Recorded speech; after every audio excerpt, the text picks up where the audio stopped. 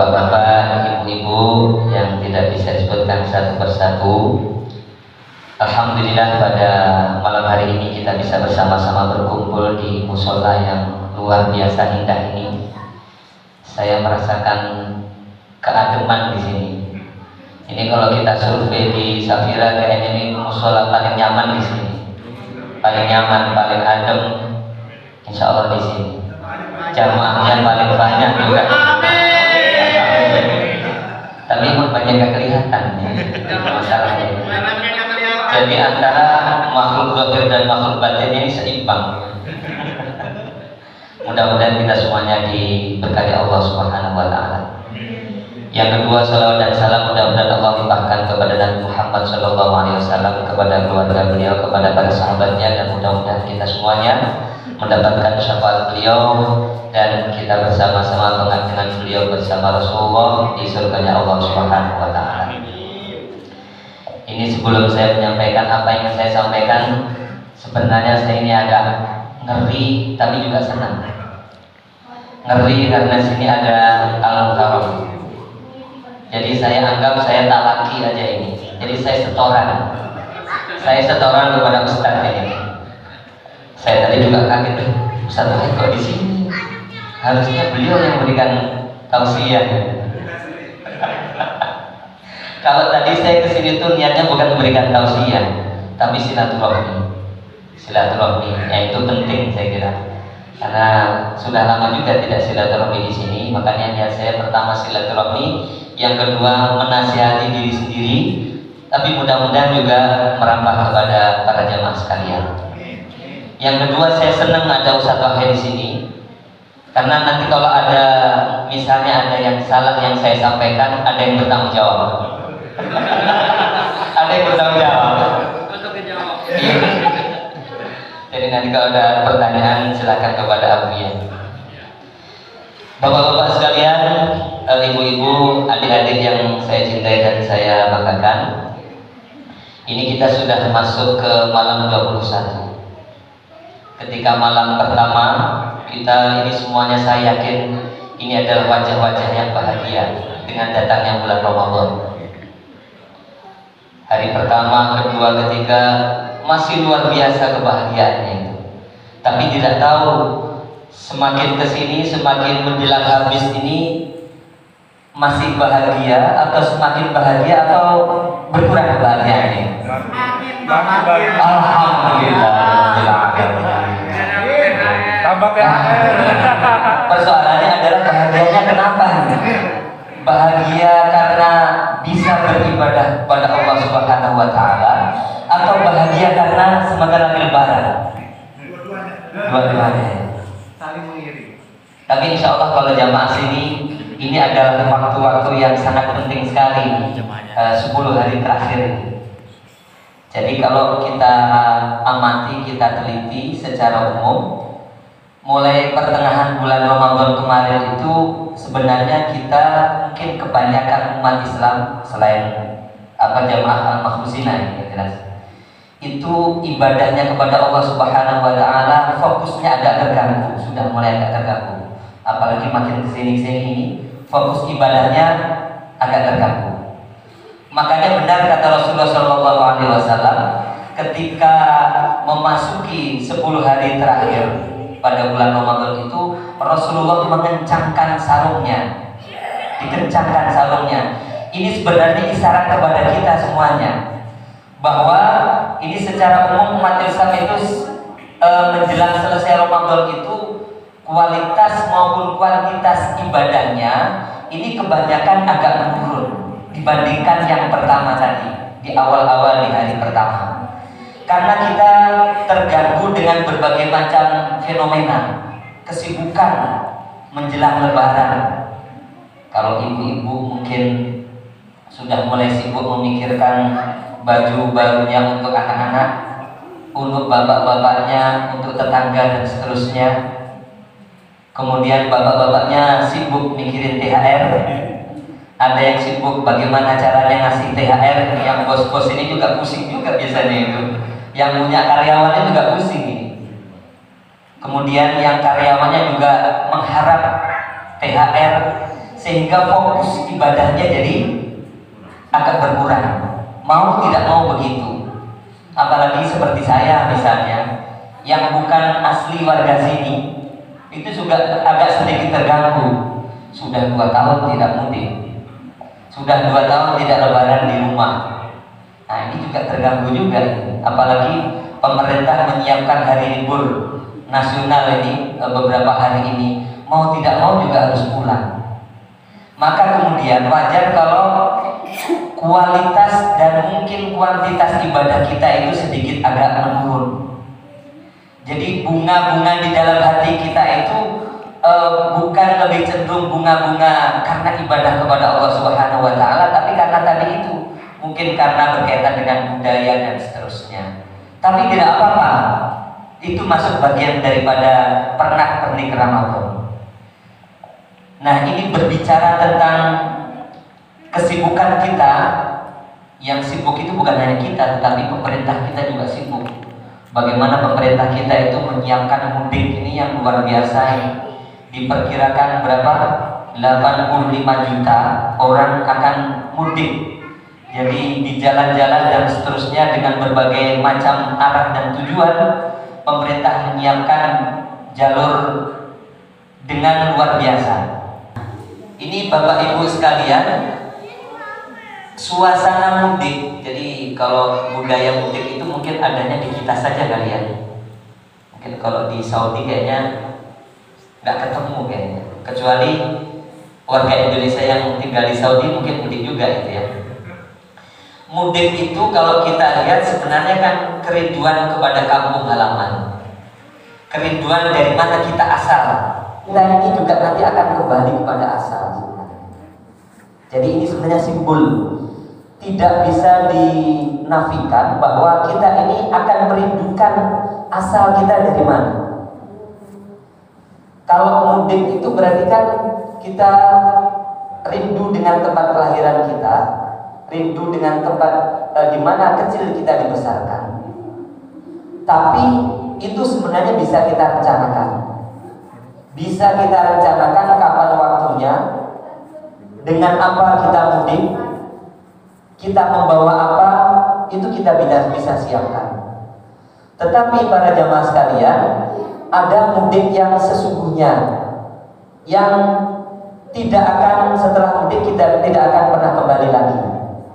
Kalau saya orang Jawa Timur, insya Allah kalau diberikan umur panjang mudik ke Jawa Timur, ke Blitar, seminggu mungkin saya rencanakan kembali ke sini lagi. Itu bisa direncanakan. Kalau Allah memberikan umur panjang mungkin bisa sampai di Serang lagi. Tetapi ada mudik yang abadi yang tidak pernah kembali. Jadi kita semuanya ini akan mudik. Jadi mudiknya kepada Allah Subhanahu wa Ta'ala. Karena memang kita asalnya dari hadirat Allah Subhanahu wa Ta'ala. Kita akan kembali ke sana. Dan dulu Nabi Adam alaihissalam itu ketika diciptakan, kemudian ditempatkan di surganya Allah Subhanahu wa Ta'ala. Maka sesungguhnya tempat kita, tempat manusia yang asli itu di surga, bukan di dunia ini. Maka kalau kita ini sebagai orang yang bersih hatinya, orang yang bersih jiwanya, pasti kita akan kangen dengan tempat asal kita, di mana dulu manusia itu ditempatkan pertama kali, yaitu di surganya Allah Subhanahu wa Ta'ala. Nah, kita akan kembali ke sana semuanya. Nah, pertanyaannya adalah begini. Kalau mudik itu bisa dipersiapkan karena kapan dan waktunya bisa kita tentukan. Tetapi kalau kita mudik ke hadirat Allah Subhanahu wa Ta'ala, ini tidak bisa dipastikan. Malam ini, besok, atau kapan tidak bisa dipastikan. Maka kemudian, nah Ramadan ini mari kita sama-sama manfaatkan 10 hari terakhir ini, kita manfaatkan untuk menambah bekal kita. Kalau seandainya siapa tahu jangan-jangan kita ini akan mudik yang sesungguhnya. Siapa tahu kita mudik yang sesungguhnya, mudik yang abadi dan tidak pernah kembali. Nah ini kalau sudah begitu kan kita nggak bisa kembali lagi. Dan mungkin kalau kita tidak siapkan, yang ada hanyalah penyesalan. Nah malam hari ini saya tadi kemarin di WA oleh Pak Eka untuk memberikan, kalau tausiah itu ketinggian sebenarnya itu. Tausiah itu ketinggian ya. Ya nasihat pada diri saya sendiri lah. Itu berkaitan dengan keutamaan malam nuzulul Quran atau malam Lailatul Qadar, bisa juga kita sebut seperti itu. Nah, saya apresiatif sekali tema yang diangkat pada malam hari ini adalah keutamaan malam nuzulul Quran. Karena ini kalau kita pahami, kita renungi, kita tadabburi, insya Allah kita akan lebih bersemangat untuk mengejar kekurangan atau ketinggalan bekal kita di akhirat. Karena di malam hari yang 10 inilah, ini adalah istilahnya gold time ya, waktu emas ini sebenarnya. Nah, waktu emas untuk menambah pundi-pundi bekal kita untuk mudik yang sesungguhnya kepada Allah Subhanahu wa Ta'ala. Nah, makanya pada malam hari ini yang ingin saya sampaikan adalah surat Al-Qadr yang tadi saya sampai lupa berkali-kali dibaca oleh Ustaz Wahid. Ini mungkin juga nyambung juga ini, berkali-kali dibaca Ustaz Wahid surat Al-Qadr ya. Nah ini karena memang kayak nyambung juga, saya akan mencoba untuk menjelaskan, menyampaikan beberapa makna atau pengertian yang berkaitan dengan surat Al-Qadr ini, karena ini berkaitan dengan nuzulul Quran.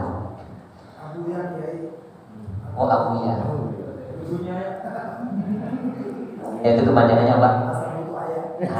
Amin.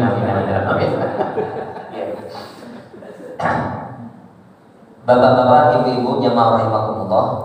Jadi kalau kita lihat kembali surat yang sering kali kita dengarkan dan mungkin juga sering kali kita baca, yaitu surat Al-Qadr ini. Surat ini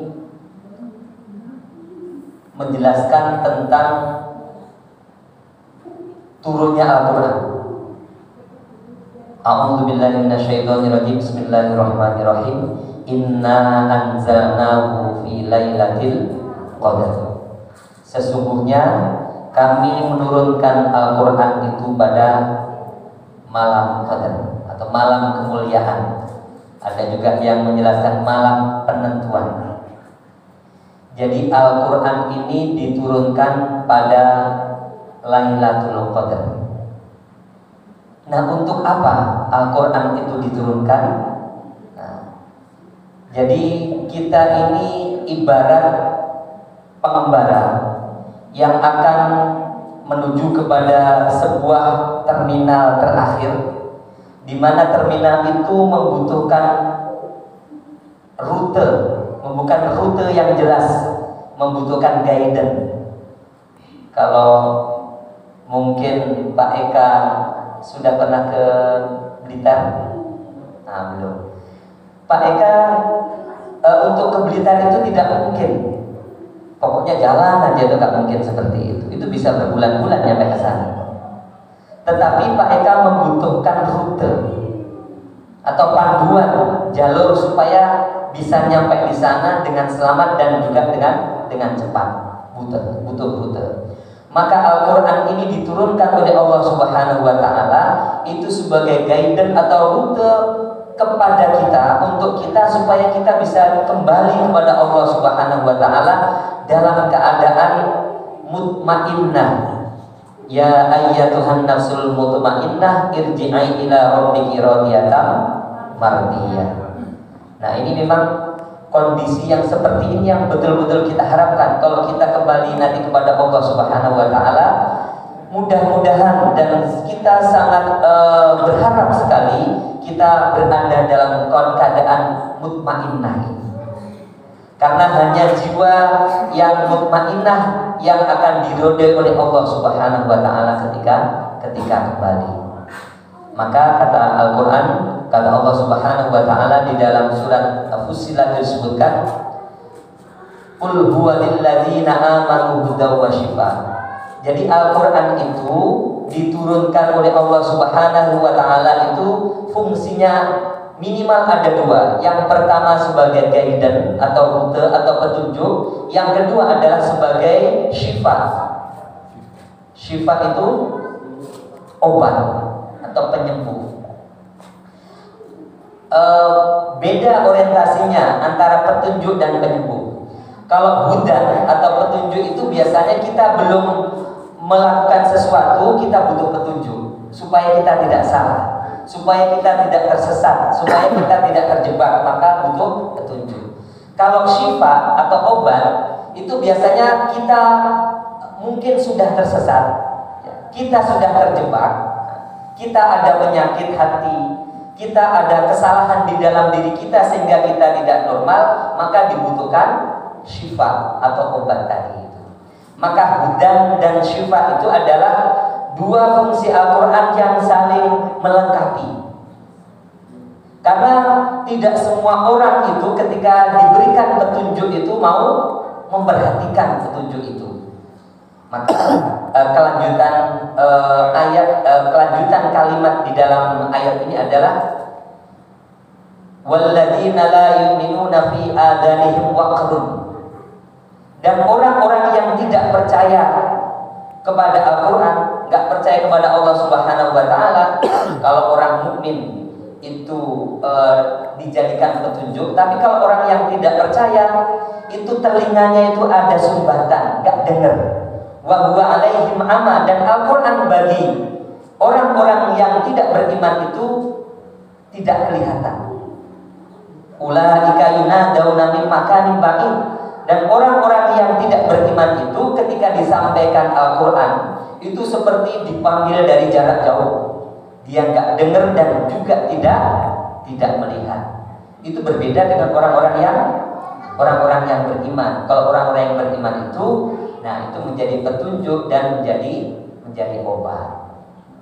Mungkin di dalam kehidupan kita seringkali merasakan ketika kita galau, ketika kita gundah gulana, kemudian kita mendengarkan bacaan Al-Quran yang indah, baca Al-Quran yang detail, yang bagus, kemudian hati kita menjadi tenang, menjadi damai. Sering kita seperti itu. Kita menjadi imam dengan suara, kita menjadi makmum dengan suara imam yang bagus, kemudian hati kita menjadi tenang, menjadi damai. Itu juga bisa menjadi obat buat kita semuanya. Makanya bisa jadi kita datang dari rumah kita ini membawa masalah macam-macam masalah. Kemudian datang ke musola, datang ke masjid, mendengarkan bacaan imam, bisa jadi hati kita itu menjadi tenang. Seakan-akan persoalan-persoalan yang membebani kita itu menjadi terurai. Meskipun mungkin pulang pusing lagi. Kalau pusing lagi, datang lagi ke musola, sholat lagi bersama imam. Kan begitu.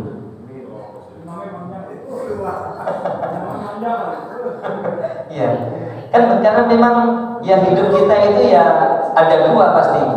Ada senang bahagia, tenang nggak tenang, dan seperti itu terus. Maka ketika kita mendapatkan ketidaktenangan, ya kita pasti harus berusaha untuk mendapatkan ketenangan. Satu obat yang paling murah, artinya tidak perlu biaya, yang datang ke masjid, datang ke musola, ikut sholat, mendengarkan Al-Quran, membaca Al-Quran, itu bisa menjadi syifa. Apalagi kalau pengalamannya Ustaz Wahid itu, beliau selain penceramah juga ahli ruqyah ya. Jadi memang Al-Quran ketika dibacakan kepada orang yang mengalami gangguan-gangguan, baik penyakit mental maupun penyakit fisik, itu akan ada efeknya. Secara real Al-Quran itu sudah menjadi mukjizat, bisa menyembuhkan. Dan banyak sekali penelitian yang menyebutkan seperti itu. Dari berbagai macam studi ilmiah menyebutkan bahwa bacaan-bacaan Al-Quran itu bisa menyembuhkan. Al-Quran itu luar biasa. Jadi Al-Quran itu satu-satunya kitab yang bisa dihafal oleh orang tanpa ketinggalan satu huruf.